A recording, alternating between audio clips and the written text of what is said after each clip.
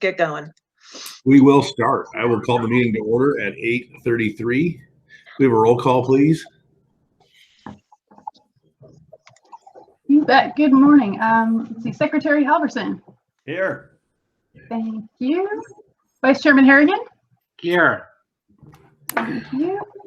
Member Holmes is absent at the moment. Maybe joining. Chairman Lewis. Here. Excellent. Thank you. Member Martell. Present. Thank you. Morning, Pat. And Member Siegel is absent. Member Sutherland is also absent.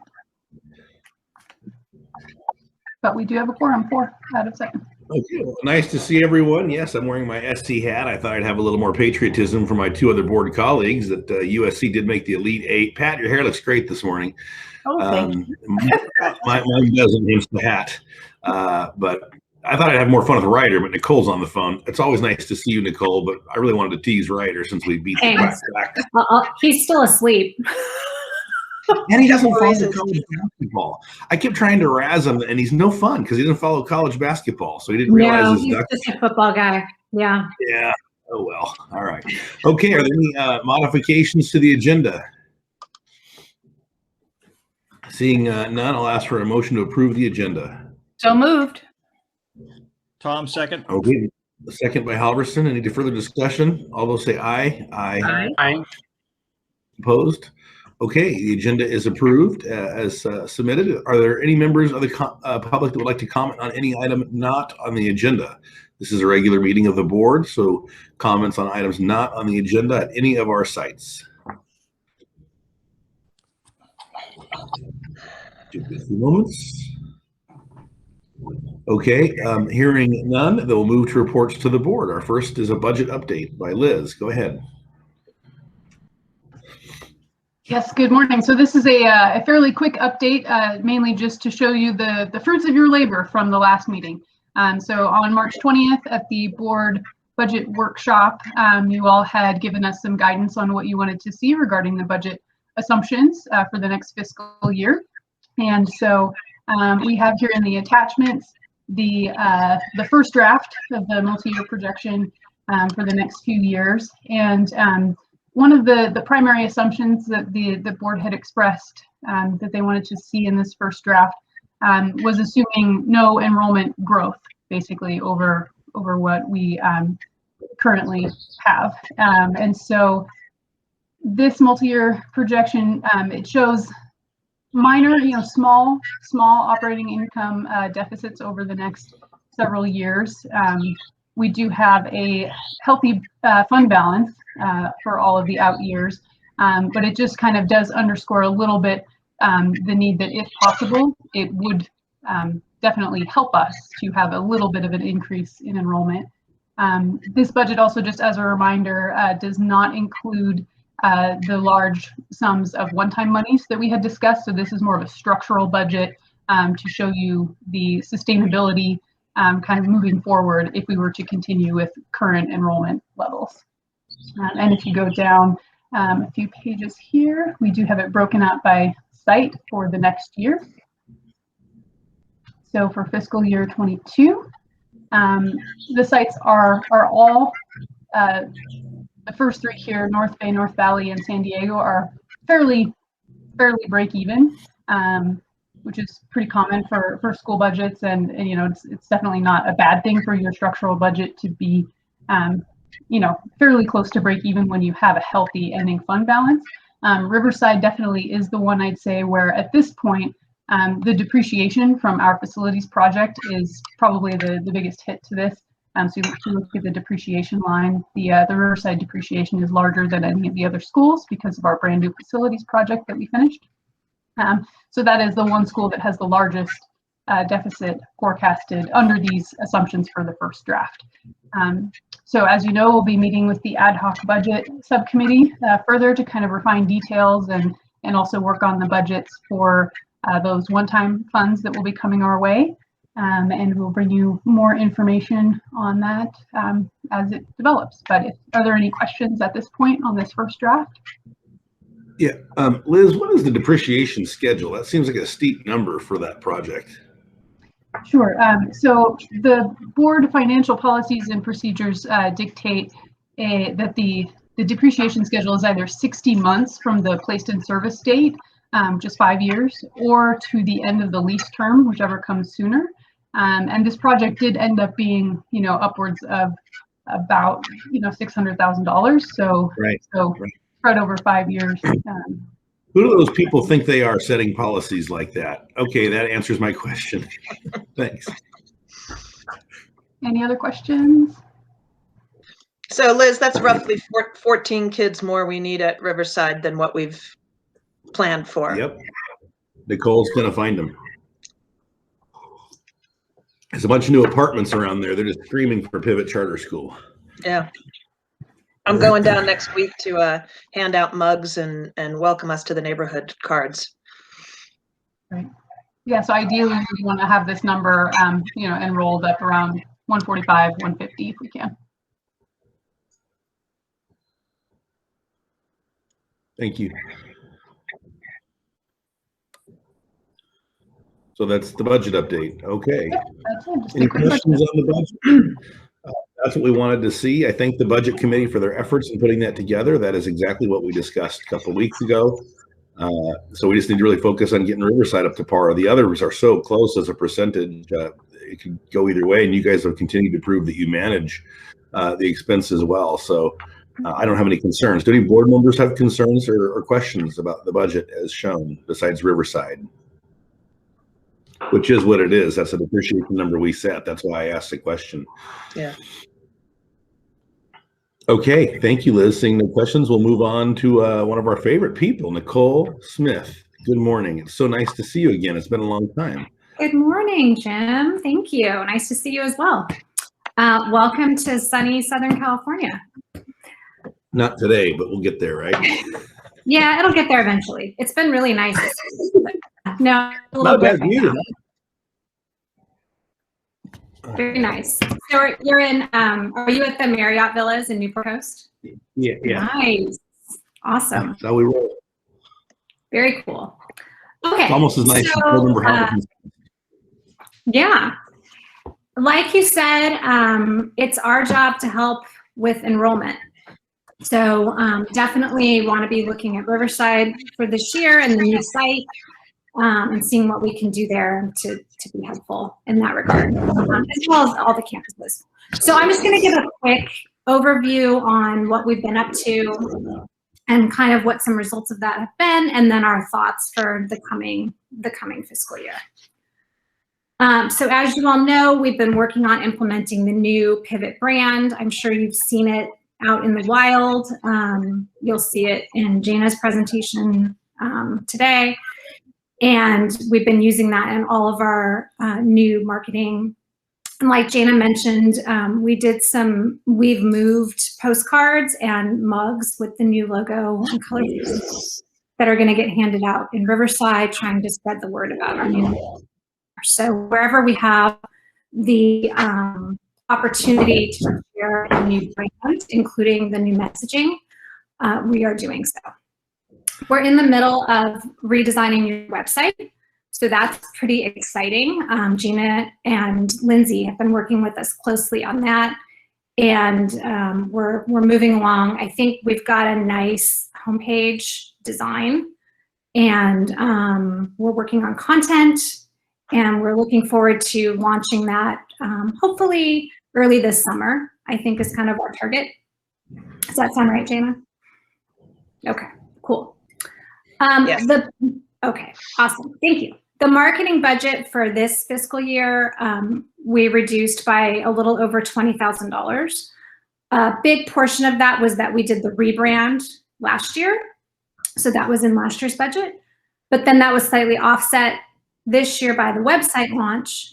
But then we reduced some other things as well. So net, we're down a little over $20,000, which I know everybody always likes to hear that your cost for a contractor went down. So I thought I wanted to make sure I mentioned that. And then we did have a little bit of a uptick for graduation items. last year when the graduations went virtual or remote, we designed some lawn signs and some window stickers that people could put in their cars. And I think this is just so fantastic. The teachers went around and delivered them to each graduating student personally, which is just phenomenal. Yeah, that doesn't happen. And I was going to say everywhere, but really that doesn't happen anywhere but a place like Pivot. So I just wanted to mention that because I thought it was super fantastic. Okay. Next. We've been working on press releases all year. This is a list of all the press releases that we have ghostwritten for Pivot.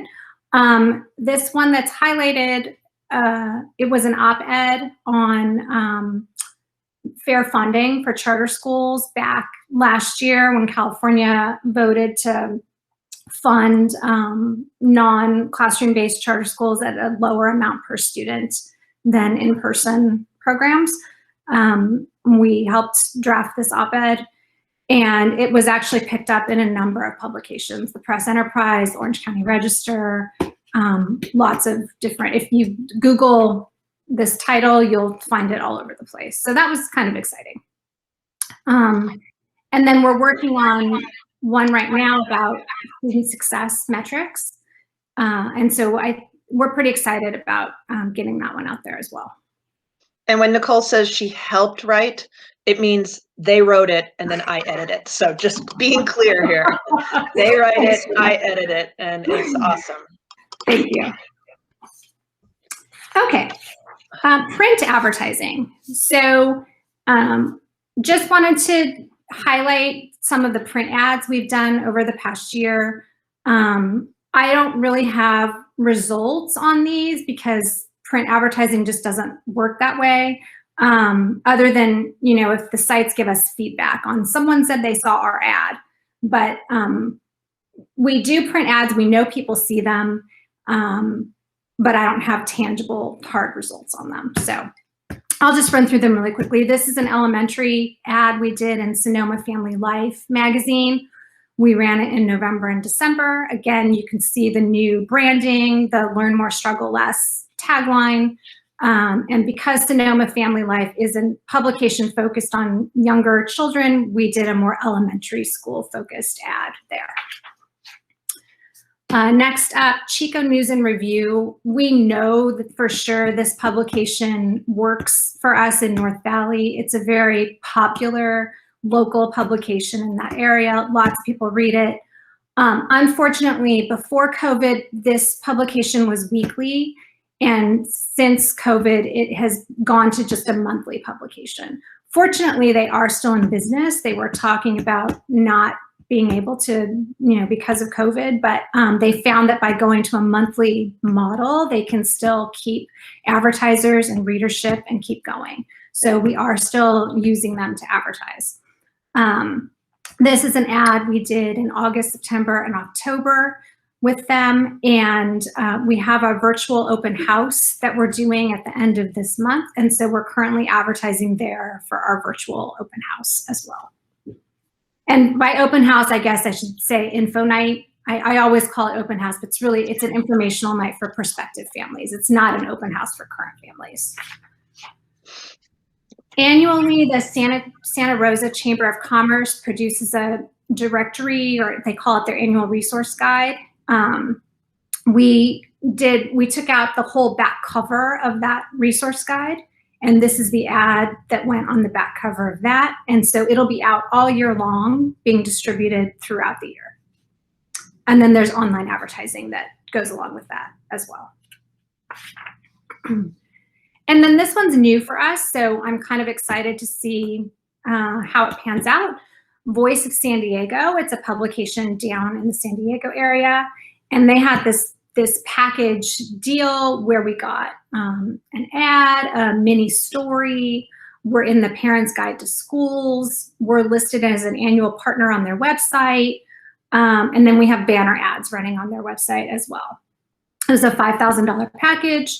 So we're giving that a try, and that one we'll be able to get some more metrics on because the banner ads when you click on them, they go to a specific landing page that's created for that campaign. So if someone comes from Voice of San Diego, we'll be able to tell. So we're watching that one closely. Newsletter, we continue to send out 3 a year, fall, winter, spring. We go back 3 years on leads, so people who have expressed an interest in the school for the past 3 years. So these are our results for fall and winter. The open rate does tend to drop off in winter. I would just attribute that to timing and people being a little busier around the holidays. And so they maybe don't open their emails as much. Also, the enthusiasm of the new school year in August or September when people get that fall newsletter, and so they're more apt to want to open it and see what's going on. Nothing about these open and click rates is really significantly different than years past. So I thought that to be a good thing, since it seems like everything else in the world is significantly different than in years past. So we'll go with that. Yeah.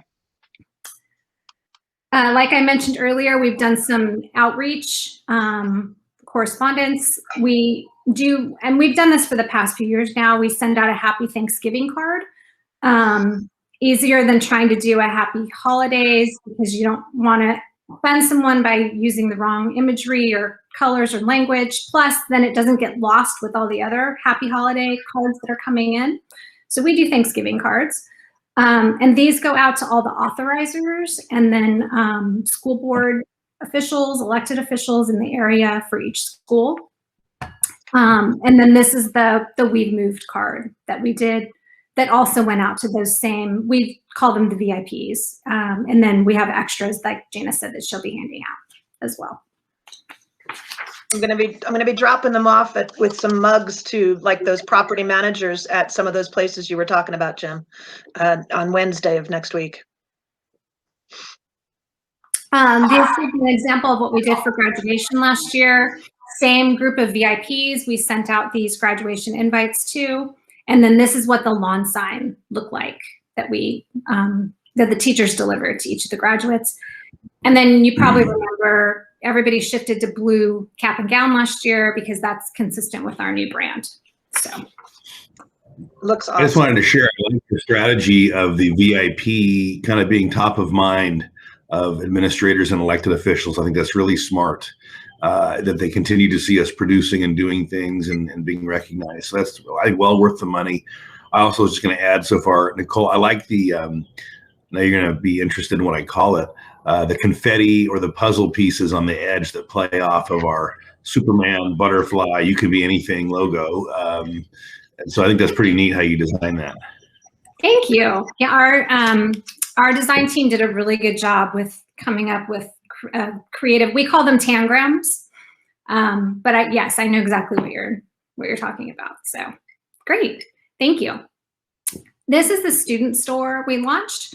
We work with a vendor, Manhattan Stitching. They're a local family-owned shop, and they've got really reasonable prices for our students, which we think is just awesome. And I've heard through the grapevine that people like the clothes, so that's a double bonus. But just as an example, a sweatshirt is $18, and a t-shirt or a beanie is $10. So we've tried to keep it really affordable so that students can enjoy wearing their Pivot swag if they so desire. How much are those workout pants? They might be cheaper than Debbie's Athleta and other workout pants. Can I get a deal on that? Yeah, they're $15. But they're super warm, Jim. They're more warm. They're not really for working out, like thin ones. They're warm and they're super comfy. The shirts are the soft cotton, and then I have the sweatpants as well, and they're just super comfy. But they're not really for working out. If they were 20, if they were 20 times cheaper than Lululemon, darn it! All right. Yeah, know, right. Yeah. Fabletics is cheaper than that. Online advertising. So as usual, starting in the summer and running all the way through the fall, we did our online advertising campaign. Again, and I know this is a lot of data. We usually, we spend around $50,000. We went over slightly $1,100. Our cost per lead and cost per new student, that seems to have run off the page. I apologize. I'm not sure what happened there, but those went down in every place, in every category, with the exception of cost per new student in North Valley. Cost per new student in North Valley went from $333 to $468. So that one ticked up, but overall enrollment at North Valley was down. So I'm not sure that that is a surprising change to me. Yeah. Any questions on that? Okay. And then, I also wanted to mention, we still do ads in Spanish. They perform best in Riverside, but we run them everywhere because it's the right thing to do. It's what we should be doing. So, and then we're doing an online advertising campaign right now. If you happen to see something pop up, it's because we're advertising the virtual open house, which is coming up April 22nd, I think. I have a question about that, Nicole. Sorry, I seem to be the board member asking questions. If anybody else would like to ask, please jump in. So one of the metrics we're getting hit on is that our second learner, our English learner, is low relative to other California schools. And so do we know, is there a connection to where and why we're advertising to that? Or do we need to reconsider or double down? Or because it seems, Jana, that's one of the areas we might get dinged. And so I think I wanted to actually discuss this a little more. Will that happen later in the presentation? No, we can discuss it right now. That's a great question. Board members, are you welcome to discussing that? I think we should talk about that. Is that okay with my colleagues? I don't see any. Kevin, Pat, is it okay if we kind of dig into the English learner? I think we need to talk about that. Okay, great.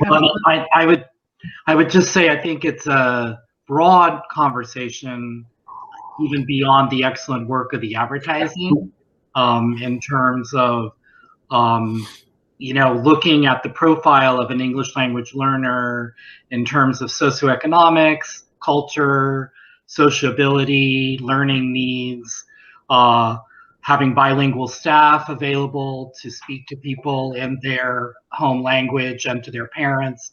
So I think we can talk about it from the advertising perspective, but it's a broader conversation in terms of our bringing in those learners to our school communities. Completely agree, yes. But I'm bringing up this component at the moment. But you're right, Board Member Harrigan, we should talk about it in more detail another point when it's appropriate. So Nicole, what are your thoughts on that? So it's interesting you bring this up because Jana and I really were literally just talking about this the other day. I was doing a little bit of research about advertising to Spanish-speaking populations, and it gets a little bit, I'm just going to say, challenging because we have so many different types of Spanish-speaking populations in California.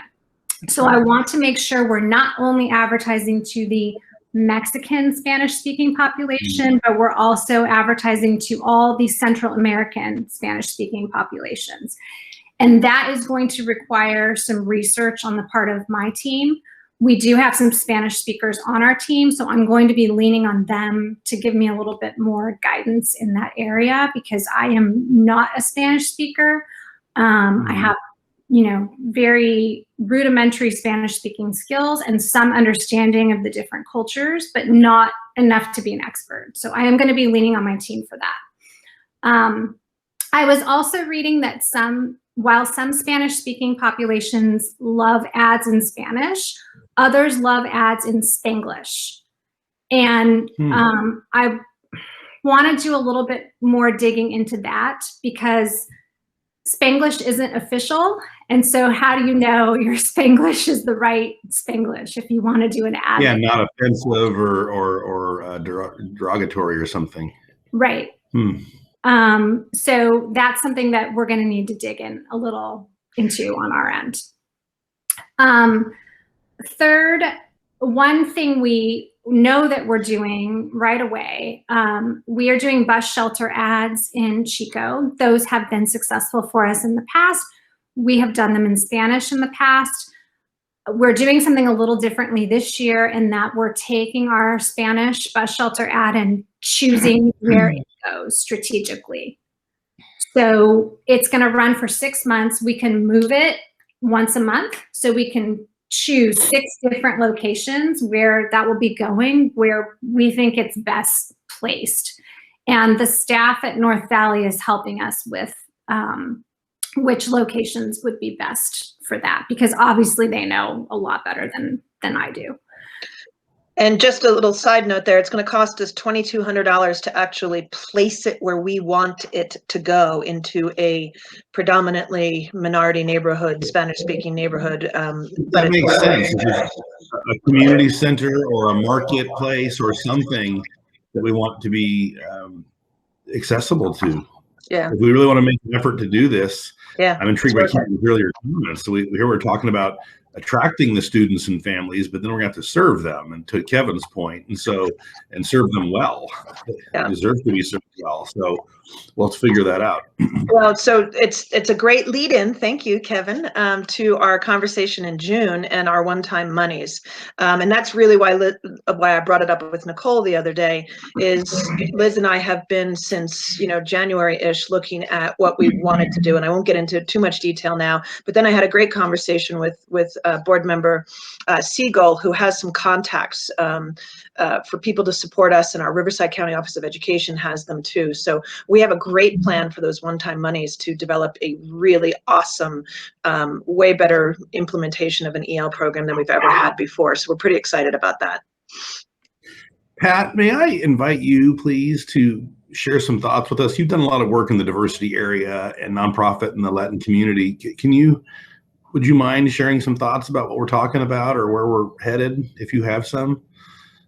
Well, I think that a lot of what Nicole has already outlined, I think is really important to keep in mind, because not everyone of Hispanic or Latinx background is the same. And so I think that in reaching out to those communities, they all have different needs.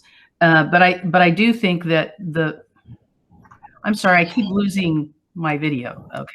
I think that the main thing is that reaching them where they are is really important as well. So I think keeping the emphasis on that is really important. Thank you. Kevin, go ahead, please. I agree so much with what Pat has said, and building upon what Nicole has done. I really want to value the fact that looking at our own cultural proficiency based on our own experience, it's important for us to not look at the norm of how we would get information, but really look at culturally and ethnically and economically how others do. When we were recruiting for the preschool program in Oak Grove, we actually did bring a small focus group of our Latino, Hispanic parents together and teachers to get some input from them as to where they thought we could best recruit preschool students. And it was very informative. And one of the things that came for that, building upon what Pat is saying, we learned that the local churches, whether they were Roman Catholic or evangelical, but there were a lot of churches in Santa Rosa that were gathering places for the Latino, Hispanic, Latinx community. And so we therefore approached those community leaders, put some information in the church bulletins. And I know that's so untraditional, but we put some advertising in the church bulletins, asked if we could have flyers at the church coffee hours. And we actually were successful recruiting students through that process. So I'm using that just as an example of, I wouldn't historically think of a public school recruiting through churches. But again, building upon what Pat was saying, understanding where people gather and culturally can dialogue and support each other, I think it's essential to this mission. Thank you for those thoughtful comments. That's very, very helpful. Board Member Halverson, I see you have your hand up. Thank you for utilizing the technology. Well, I am Mr. Technology, so I would agree. Pretty cool, Tom. I'm shocked. Did he actually use his computer to raise his hand? Well, you want to see my iPad? Where's my Wow. iPad? Go Well, your ahead. camera's off. We can see you raise your hand. Senior member. If it makes you feel better, go ahead. I'm okay with it. I would agree with the comments. My thing would be any minority group that looking at going into another group that looks like it's different than they are less likely to go there when they have to select to do it. If you're going to a school district, that's where you go. It isn't a question. It's where you go. And if I'm asked to go someplace where I am unusually different in some way, I'm less likely to do that when most of my own who are look like me or act like me or whatever are at a certain place. I'm more likely the critical mass issue. So my suggestion would be is to target a small community and say, let's get the neighborhood. You know, Jimmy's going to go and he's going to go. So, okay, I'll go.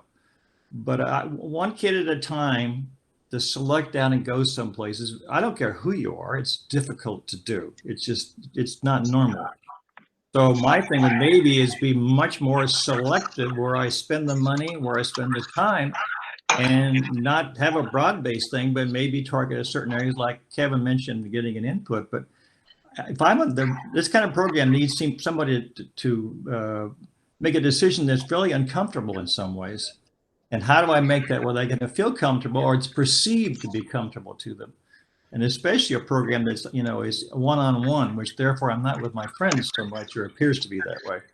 So I think it's selling, but I would suggest very small communities and trying like even around a church or something else and get a group of kids to go and find a way to make them want to go. Otherwise, like I said, I wouldn't, if I saw one large group, something else, and why would I go there? I don't see the point. I'm not, what do I gain from it? And socially, I don't gain much of anything, it appears. So anyway, I'd be targeting that. And then my other, separate from this, but a question for Nicole is, or for the staff is, we have it appears to be a lot of enrollment in North Bay and don't need as much advertising. It would be my impression, at least. In other places we do.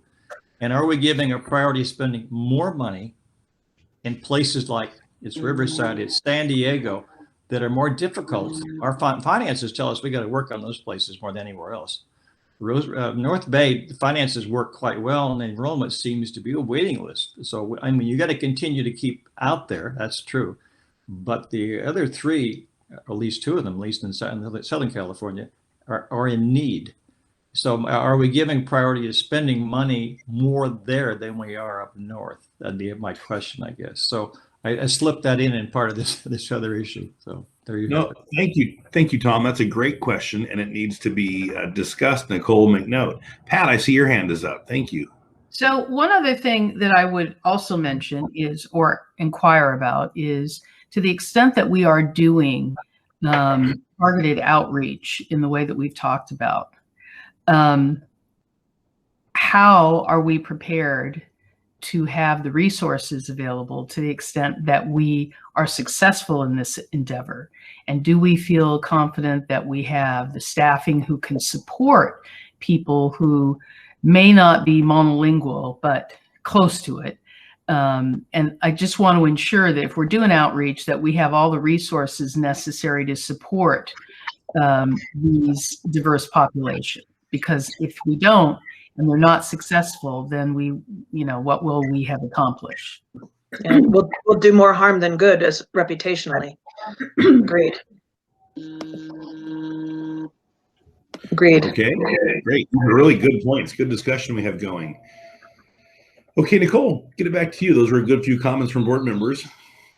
Yes, those were great comments and very helpful. Can you address any of the comments, particularly Tom's, about the strategy of the money, where we're focusing the money? Yes, I definitely want to address that. So okay, great. I would say in the last, I think it was either 2 or 3 years, we did not spend as much money on the online advertising campaign at North Bay. And I believe and actually this past year as well. So we do allocate more of the online advertising money to the other schools than we do to North Bay. And then print advertising wise, we spend more on print ads elsewhere than we do in North Bay. We do still do some, like you said, to make sure that we're keeping our name out there. But you're right, when we get to the point where we've got a waiting list going, we tend to stop the online advertising campaign at that point and then shift whatever money is left to the other schools. And sometimes we've even kept those going longer because of the money that's been shifted over. So hopefully that answers your question. And we plan to continue doing that in the future because North Bay does fill up fastest and first. So for the next year, we'll continue managing social media channels, posting on there, updating all the websites, the content on all the websites, not just the new website update that we're doing, but all the content on the websites gets updated continuously throughout the year. Doing the newsletter 3 times a year, working on graphic design for any advertising we do, rolling out the new website, as I mentioned, continue working on events like the virtual info night that's coming up. I'm pretty excited about that. We have done info nights in the past, and they were more traditional in-person events. While those are great, this is kind of exciting because we get to do one for all 4 schools. So we're going to all start together on one Zoom line.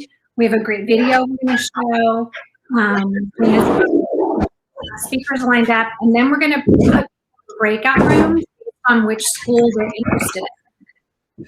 And we'll also have a couple of Pepe Smith plants on hand to make sure we have people in each breakout room, and we have some pre-assigned questions to get conversations going and things like that. So I'm pretty excited about that. Yeah, we are too, Nicole. I think it's going to be a great way to, and do our campaign this spring with that open house or information night. Mm-hmm. Pretty good. Yeah. And then last year we talked a lot about how Pivot was the expert in distance learning because of circumstances. Obviously, distance learning won't be the case for everyone this coming school year. So we'll be shifting our messaging back to we're the best of both worlds. We know how to do distance learning, but we also have these amazing on-site resources and student support available for you should you need them. So just making sure that we're keeping up with what's going on in the world of education that way. Any other questions or comments? Thank you all for your helpful input on the reaching English learners as well. I appreciate that. And we'll definitely be digging into that more with Jana over the next couple of months as we ramp up. I think it looks great, Nicole. Thank you. I really am hopeful with the residential development around our school in Riverside that we can find 15 kids. I would be shocked if we couldn't. The fact that those kids can walk to such a customizable personal student experience in a brand new learning center that is tremendous. I just can't imagine we cannot find those kids easily through some community and kind of guerrilla advertising, walking the halls and doing some kind of event in that clubhouse. There's thousands of apartments just popped up around our school. Yeah. So I'm very optimistic for that. And I trust there's support in the budget for that.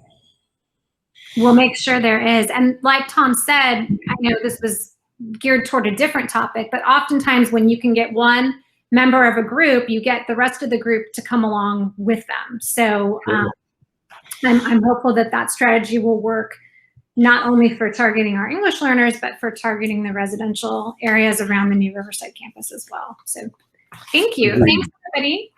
Nice to see you again, Nicole. Nice to see you all as well. Tell Ryder the fact he's not up by Saturday makes him a bum. Thank you. And thank you guys so much for the opportunity to work with Pivot again for another year. It's been fantastic. We love working with you guys. So thank you. Yeah. Appreciate you. Thank you. as Pepe Smith grows, they keep bringing on more and more amazing talent that we get the opportunity to work with. It's been a great experience for us. You know, Nicole still oversees all of our account, and that's I like that. I need that. But the people that that she actually delegates a lot of these tasks to do an amazing job and are equally fun and as talented to work with. The young lady that they had working on our website, man, she was just bam, bam, bam, bam, bam, bam, bam, and it was just amazing how quickly she does things and her great ideas. That was really cool. I have never worked on a web page before, so it's been wonderful. And as you know, Nicole writes most of our the op-ed pieces and things like that. So we really enjoy working with them. You guys are amazing. Thanks, Nicole. Thank you. That's a good point, Nicole. I know as you grow, there's struggle from the two principles of having FaceTime with clients and who you have FaceTime with. And so I certainly appreciate that you still give that to us. We definitely value the relationship. Thank you. Thank you. I feel like I'm talking to myself. I'm the only camera on, but I'll trust that you guys are up to something there. So, okay, we'll move on to our next item, the board meeting schedule. Liz, do you want to walk us through that? Sure. So as we discussed at the last meeting and earlier today, can you see the other camera showed up? So we have a lot of one-time monies coming our way, and one of the grants does require a spending plan that we have to approve and submit before June 1st. So that is before our the next regular meeting of the board. And so there is a need to schedule a special meeting. And then also in June, we had not yet scheduled the second June meeting, which is generally required for the LCAP and budget approval. We have to do the public hearing first, and then at a subsequent meeting afterwards, actually approve and adopt the LCAP and the budget. So there are potentially two meetings, one special meeting in May, and then the second board meeting in June that may need to be set and scheduled. Okay, thank you. It is my understanding that the June 5th board meeting would occur. That'd be the major board meeting because we also would conduct the formal evaluation of the executive director at that point. The board members would begin discussions on that. So I do believe the June 5th meeting is a date that we discussed a couple weeks ago. So I support that. The other meeting you're looking for is in May? Yeah, so there would be a second meeting in June after the June 5th meeting. Usually it's just, a very brief one. Like on a Monday or Tuesday. Yeah. It's like 15 minutes. It's like 15, 20 minutes, if you remember. Yeah. So why don't you just, I guess we need to set that now. We can't doodle pull back because we're a public agency. Okay. How many days after does it have to occur? It can be the next day, even. I'm in church the next day. Okay. Let's see. Is there a problem with like Wednesday, the 9th at 11 a.m.? Would that work for people? June 9th. That should be, people should have gotten their morning business taken care of. It's right before lunch appointments. June. Fine with me, Tom. It's fine. I'm sorry, what time did we say? What, 11 a.m.? Like 11 to 11:15? Yeah. Okay. Yeah, as long as we're done then, because I do have a standing 12 o'clock, so that's fine. Well, we'll be done by 11:30 for sure, Pat. This is usually very quick. Vote on the LCAP. Kevin, does that work for you for now? I'm sorry, what time did you suggest, Jim? 11 a.m. Would that work before the lunch hour? Okay, that's fine. That's fine. Before your afternoon refreshments, 11 a.m. should be appropriate. I'll be home from my morning yoga by then. Good for you. You're living the dream. I'm so glad. Okay, so let's hold for pivot board meeting on the 9th at 11 a.m. and it will be a short one. This is always a short one. Okay, that sounds great. 11 a.m. So Liz, that gets us two board meetings, June 5th and June 9th. That's what you need, right? We need one more. So that is back to our normal LCAP adoption schedule of board meetings, since we have to do that for the normal public hearing and adoption guidelines. And so then the second one that we need would be a special meeting. in May to review and hopefully approve and adopt the spending plan for the expanded learning opportunities grant, which is one of those large sums of money that's coming our way, the one-time monies. And so that is due to our authorizers in the state before June 1st. So it would have to be a special meeting to adopt that in May. But I believe it would just be the one agenda item. Would the third week give you time to put that together and then time to correct if need be? Yes. So may we suggest the same time on Wednesday, the 19th at 11 a.m.? That seemed to be working for people's structural appointments. Fine. May 19th, 11 a.m. Liz, would that give us enough time? The 19th, or do we want to go one more week out? I think that would be good. Okay. Well, in case you have a change from an authorizer or somebody says something, we missed something, you want a week to turn it around. Yeah. I think that is what you want to do. Okay. Okay, so we'll set the meeting for May 19th. We have our full meeting June 5th. Let that be understood to the staff. The full meeting is June 5th. And the meetings on either side are kind of the short meetings to hear and approve. Okay. To that end, for the board members, June 5th is a hybrid meeting again. There will be some of us meeting in Santa Rosa. So the notes I have from the last meeting, our board members Martell, Holmes, and Lewis will be in person, and I will have accommodations for all of you organized, and we'll have Zoom for the rest of you. And so that's what I have as accommodations, and I'll have more information for in-person attendees. If anybody changes their mind, please let me know, but there's certainly no need to change your mind. So we can accommodate everyone at the meeting, however we're all most comfortable. So I think that's it on this item. I'm just going to have the record reflect consensus or a unanimous vote on setting these meeting dates. Is that okay with board members? I see thumbs up. Thank you. Okay, so Liz will reflect that action. Thank you. Okay, the vaccination policy 4.2. Yeah, we began discussing this at the last meeting. Yeah. My vaccination policy is to go get one. I'll turn it over to the executive director. Yeah. Whoops. Yes. And our vaccination policy, which was written with assistance from legal counsel, is that anybody whose job will be returning them to a site, which would be everybody who basically originally was working at a site, whether it be our home office or a school site, must get vaccinated. And we came up with the timelines in this to allow for that, to allow for a bit of an extension, but they had to have shown us proof of their first vaccination as of this past Friday, and then proof of a second vaccination at the date that you see in the policy here.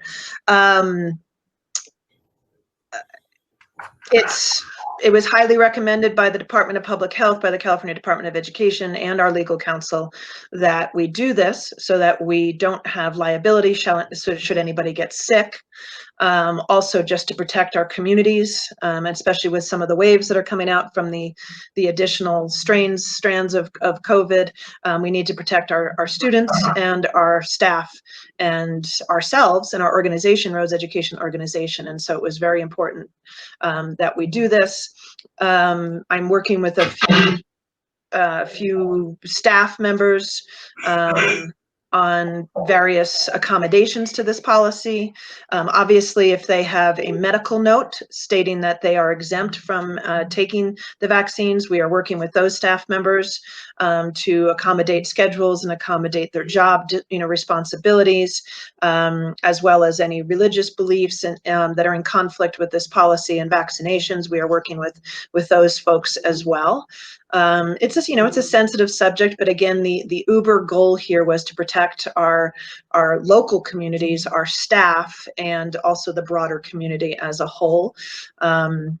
So this wasn't quite, we got this done before, this policy was written with our attorneys before the last meeting, but it wasn't in a time for us to get it on the last agenda. So let me, a question I have, we approved the policy today. a number of staff would immediately be in violation if they had not gotten their vaccine, since you have a date that predates today. Is that saying that pretty much, yeah, that's the intent, that all your staff knew that they should have had their vaccine by March 31st? Yeah, we sent out. Yeah, sorry. Does that put us in any, I guess we're saying your staff knows this, so by adopting this today, we're not turning half the staff over to discipline or something. Correct. If you recall, when all of this started, and then you redid the executive order this fall, giving me broad ability to react and respond to appropriately the pandemic. And so we actually initiated this policy, gave it to all of our staff, let them know what needed to be done, give them the process to prove that they were vaccinated before the last board meeting, frankly, under the terms of our executive order that I'm allowed to do that. But I wanted you to retroactively approve this and make any amendments to it or ask any questions about it. Okay, other questions of board members? Seeing none, okay, then I will open this up to public comment. Are there any members of the public that would like to speak on this item, the proposed vaccination policy? Okay, hearing none, I would entertain a motion or further discussion from board members.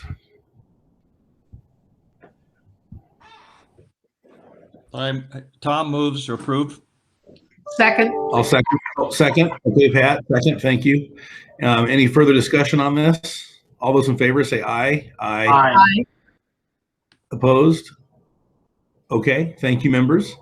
We'll move on to 4.3, 4, 5, 6. These are second interim budget reports of all sites. Liz. Yes, thank you. So the second interim budget reports were submitted with the information that was presented in the last meeting, the March 20th forecast that we had shown you all, and then with the more extensive financial update there. And everything was submitted on time to our authorizers. All sites had a positive budget certification, meaning that we do expect to be able to meet all of our financial obligations for at least this year and the subsequent 2 years. That's about it. Okay. Thank you. That's a tight staff report. Appreciate that. Are there any questions of the board members? Okay. Hearing none, I'll turn this to public. Are there any members of the public that would like to comment on any of our interim budget reports?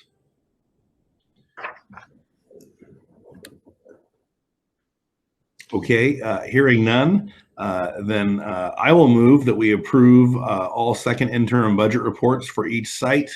That'll be my motion. Is there a second? Second. Thank you, Board Member Martell. Any further discussion? Okay, and all those in favor say aye. Aye. Aye. Okay, opposed? None. All board members support that. The record will reflect independent votes on each issue. Thank you, Liz. We'll move on to the consent calendar. Would any board member like to pull or discuss any item on the consent calendar?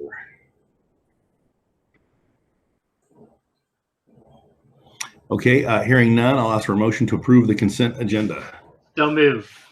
Second. Thank you, Kevin. Second by Tom Halverson. Any further discussion? All those in favor say aye. Aye. Aye. Okay, opposed? Hearing none, the consent calendar is approved. That concludes our public agenda for today, and the board members will now adjourn to closed session. Thank you all. Thank you to the staff on the call, Craig, Tracy, others. We appreciate the hard work you continue to do for our kids, and we're looking forward to seeing what you do with our students as they come back to class here in just a short couple weeks, days. It's getting there, and we're all looking forward to that. Thank you all for your efforts on behalf of our students. Good afternoon, everyone. The board has returned from closed session, and there is no reportable action. And so with that, I would report that the next meeting of the Pivot, the Roads Education Organization Board, will be on Wednesday, May 19th at 11 a.m. It will be a special meeting to discuss some grant funding that we've been eligible for. And the next regular meeting of the Roads Education Organization will be on June 5th, 2021 at 8:30 a.m. By teleconference, and we will be having a hybrid meeting as many of our board members have been vaccinated at the site in Santa Rosa as well. So those are our next meetings, and with that, I'll adjourn the meeting.